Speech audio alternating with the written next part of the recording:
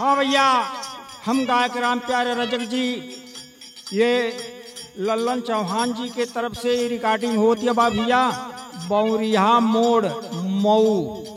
भैया ये गीत के बलिया वाले लवंडा लोग कैसे गावेला? रंग रे जवा रंग दे आला, गोरे चुनरी का रंग मतवाला।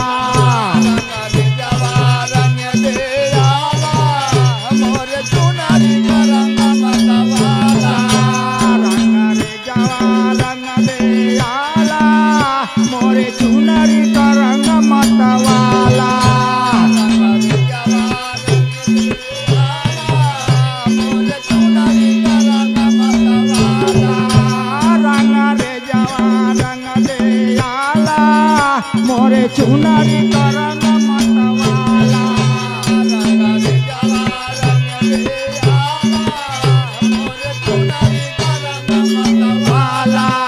भल एक और रंग दे तोहरी, भल एक और रंग दे तोहरी, भल एक और रंग दे तोहरी, भल एक और रंग दे परहर।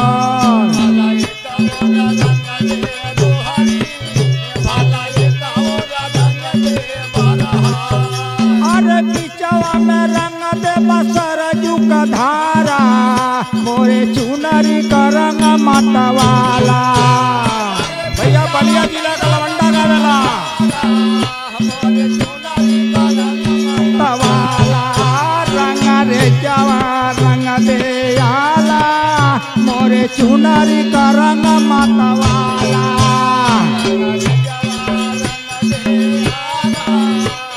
चुनरी का रंग मतवाला,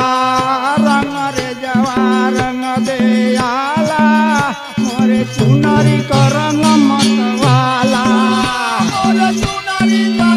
मतवाला, चुनरी का रंग मतवाला। रंग रे जवा रंग दे आला, चुनरी का रंग मतवाला।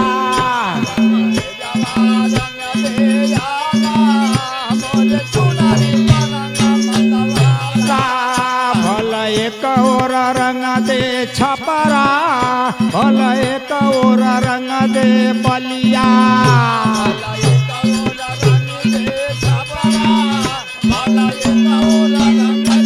बलिया भल एक और रंग दे छपरा, भल एक और रंग दे बलिया।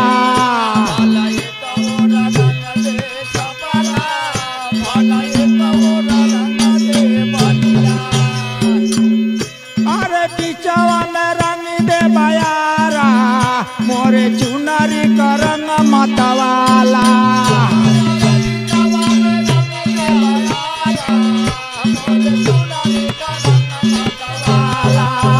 रंग रे जवा रंग दे आला, मोरे चुनरी का रंग मतवाला।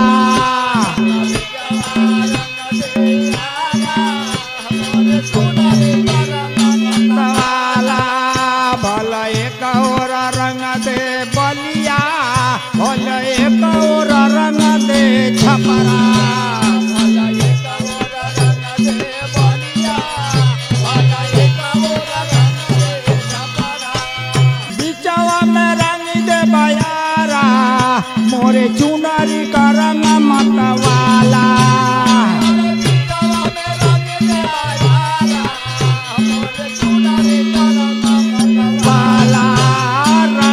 जवा रंग दे आला, मोरे चुनरी का रंग मतवाला।